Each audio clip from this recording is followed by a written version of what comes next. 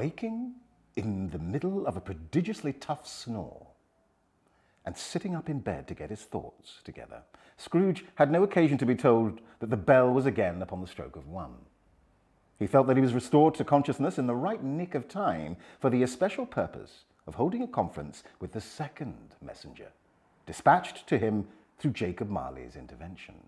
But, finding that he turned uncomfortably cold when he began to wonder which of his curtains this new spectre would draw back, he put them every one aside with his own hands, and laying down again, established a sharp lookout all round the bed. For he wished to challenge the spirit on the moment of its appearance, and did not wish to be taken by surprise and made nervous.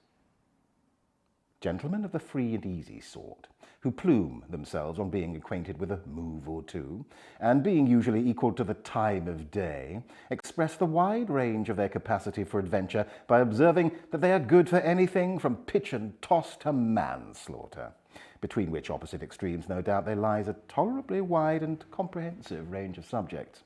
Without venturing for Scrooge quite as hardly as this, I don't mind calling on you to believe that he was ready for a good broad field of strange appearances, and that nothing between a baby and a rhinoceros would have astonished him very much. Now, being prepared for almost anything, he was not by any means prepared for nothing. And consequently, when the bell struck 1 and no shape appeared, he was taken with a violent fit of trembling. 5 minutes, 10 minutes, a quarter of an hour went by, yet nothing came. All this time he lay upon his bed, the very core and centre of a blaze of ruddy light, which streamed upon it when the clock proclaimed the hour, and which, being only light, was more alarming than a dozen ghosts, as he was powerless to make out what it meant, or would be at, and was sometimes apprehensive that he might be at that very moment an interesting case of spontaneous combustion, without having the consolation of knowing it.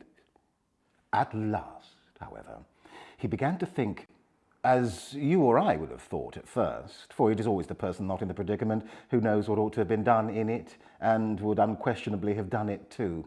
At last, I say, he began to think that the source and secret of this ghostly light might be in the adjoining room, from whence, on further tracing it, it seemed to shine.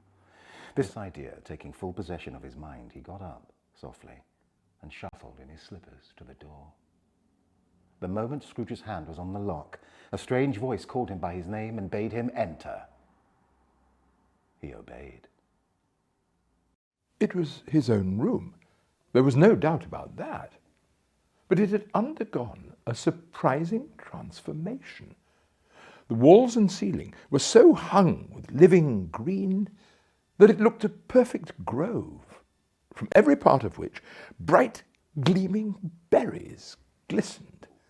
The crisp leaves of holly, mistletoe, and ivy reflected back the light, as if so many little mirrors had been scattered there.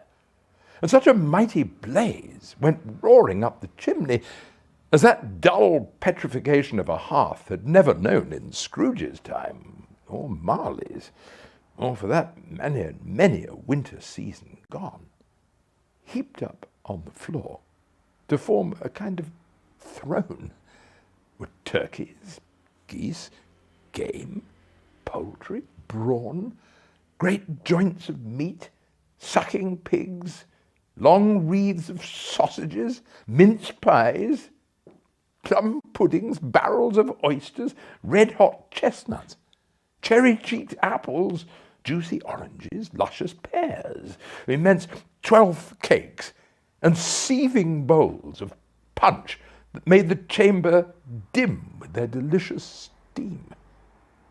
In easy state upon this couch there sat a jolly giant, glorious to see, who bore a glowing torch, in shape not unlike Plenty's horn, and held it up, high up, to shed its light on Scrooge as he came peeping round the door.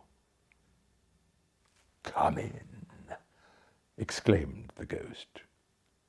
"Come in." and know me better, man.